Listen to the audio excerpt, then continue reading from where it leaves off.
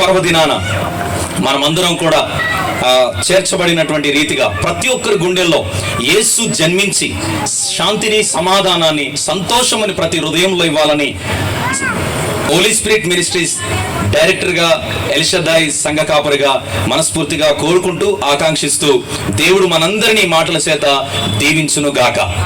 ఆమేన్.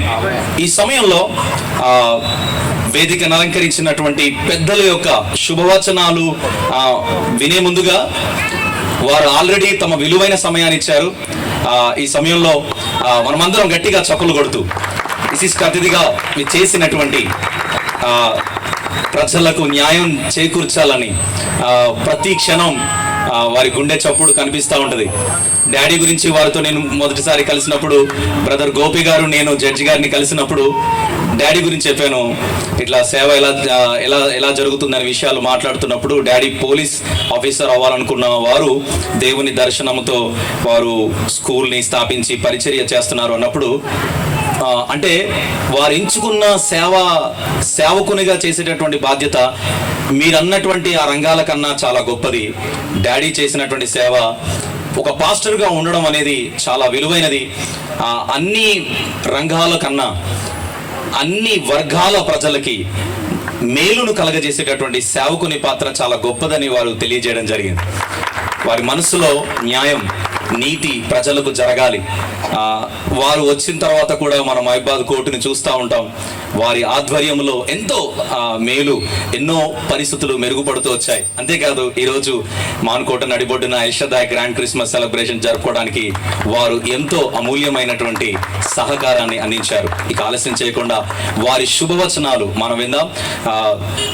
గౌరవనీయులైనటువంటి judge గారికి ప్రభువునామం పెట్ట మనం చేస్తూ వారి శుభవచనాలు తెలియజేయాల్సిందిగా ఆహ్వానిస్తూ ఉన్నాం.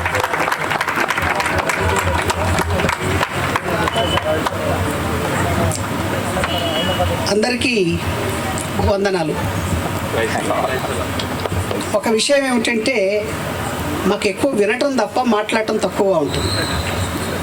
కానీ ఈరోజు మీరు చెప్పినట్లుగా ఈ సందర్భంలో మాట్లాడటం ఒక మంచి అదృష్టంగా నేను భావిస్తున్నాను. మనందరికీ తెలుసు క్రిస్మస్ అంటే ఏమిటి. చిన్నపిల్లలు ఏం చేస్తారంటే, మామూలుగా బర్త్డే అనగానే కేక్ ఎప్పుడు కట్ చేస్తారా, త్వరగా ఫస్ట్ మీరు ఏదైనా కానీ ముందు కేక్ కట్ చేయాలి, కేక్ తినాలి. వేరే వాళ్ళు కేక్ పెట్టి వేరే వాళ్ళ బర్త్డే అయినా మనం వెళ్ళి కేక్ కట్ చేసుకోవాలనేటువంటి ఉత్సుకత వాళ్ళకి కనిపిస్తుంటుంది. ఇక్కడ జరిగేది ఏమిటంటే క్రిస్మస్, క్రీస్తు ఆరాధన. క్రిస్మస్ అంటే యేసు ప్రభుని ప్రార్థించుకోవటం. బేసిక్ ఒకటే సెంటెన్స్. ఇంతమంది ఎవరు బర్త్డే ఉన్నప్పటికీ యేసు ప్రభు 2020 అంటే 2023 సంవత్సరాల క్రితము డిసెంబర్ 24 అర్ధరాత్రి 12 గంటల తర్వాత జన్మించడం అనేది మీ అందరికీ ప్రతిరోజు పాస్టర్ గారు చెప్పనేంటి, బైబిల్ తీయండి, ఎక్కడైనా మీరు చదువుతూనే చూస్తూనే ఉన్నారు. అంతటి గొప్ప వ్యక్తి సమాజాన్ని గురించి, సమాజంలో ఉన్నటువంటి మాలిన్యాలని, స్వార్థాన్ని, వీటినన్నింటినీ తొలగించి సరైన మార్గంలో నడిపించాలని చెప్పేసి, ఎవరికైతే సహాయం పడుతుందో వాళ్ళకి సహాయంగా ఉండాలని, క్షమించే గుణం కూడా శత్రువునైనా క్షమించమన్నారు. అన్నిటి దృష్టిలో పెట్టుకొని సన్మార్గంలో, ఒక మంచి మార్గంలో శాంతిని, దయని, కరుణని చూపించాలని మనకి చూపించినటువంటి మహానుభావుడు, మంచి సంఘ సంస్కర్త అని చెప్పాలి. మరియా ఆ రోజు ఆమెకి కన్యగా ఉన్నప్పుడే యేసు ప్రభు ఆమె కడుపులో పట్టడం జరిగింది.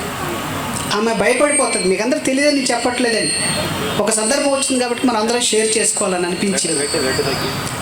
వాళ్ళిద్దరికి అప్పటికి వివాహం కాలేదు, ఎంగేజ్మెంట్ మాత్రమే అవుతుంది. ఆ ఎంగేజ్మెంట్కి జరగకుండా ఈలోగా దేవదూత గాబ్రియల్ వస్తాడు.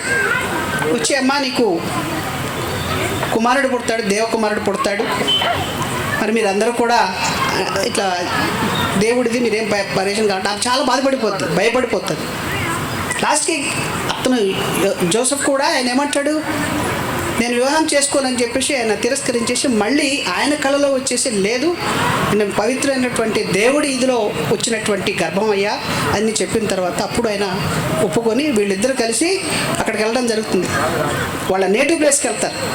మీకు అందరూ తెలిసిందే కదా, అక్కడ పశువుల పాకలో జన్మించడం, ఆయనకు పడ్డటువంటి కష్టాలు, ఎన్ని కష్టాలు పడ్డా కూడా సమాజం కోసం మనందరూ మంచిగా ఉండాలి, శాంతిగా ఉండాలి, దయతో ఉండాలి, కరుణతో ఉండాలి అనేది మాత్రమే చెప్పడం జరిగింది.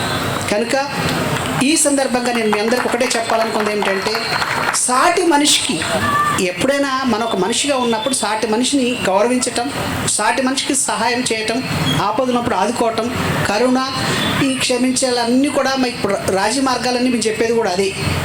క్షమించే గుణం మనకుంటే అసలు యేసు ప్రభువుని మనం ఫస్ట్గా మనకి అన్ని డెఫినెట్గా మనకు దీవెనలు ఎప్పుడు వస్తూనే ఉంటాయి. కనుక ఈ శుభదినాన, ఈరోజు క్రిస్మస్ శుభదినాన యేసు ప్రభు ఉన్నటువంటి జన్మదినానికి మనందరం కలిసి ఇక్కడ ఉండి ఈరోజు ఈ కార్యక్రమం జరుపుకోవటం, దానిలో భాగంగా నేను ఇక్కడికి రావటం కూడా నాకు చాలా ఆనందంగా ఉంది.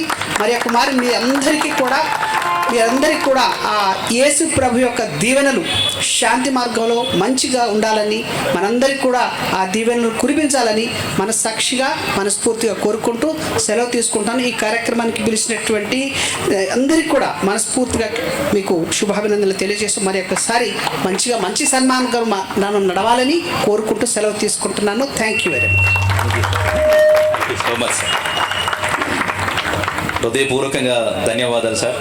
మీ యొక్క విలువైన సమయం, చాలా బిజీగా ఉన్నాను, వారు మాట ఇచ్చారు, వస్తాను అని వచ్చారు, తమ అమూల్యమైనటువంటి సందేశాన్ని మనలో కూడా కొంతమంది తెలియదేమో, చాలా చక్కగా క్రిస్మస్ యొక్క వర్తమానాన్ని వివరించారు. Praise the lord. గట్టిగా చప్పలు కొడదామండి. మనల్ని ప్రేమించి మరియ గురించి, యోసేపు గురించి ఇంత చక్కగా వివరించినటువంటి గౌరవ విశిష్ట అతిథులకు మరొకసారి ధన్యవాదాలు తెలియజేస్తా ఉన్నాను. అలాగే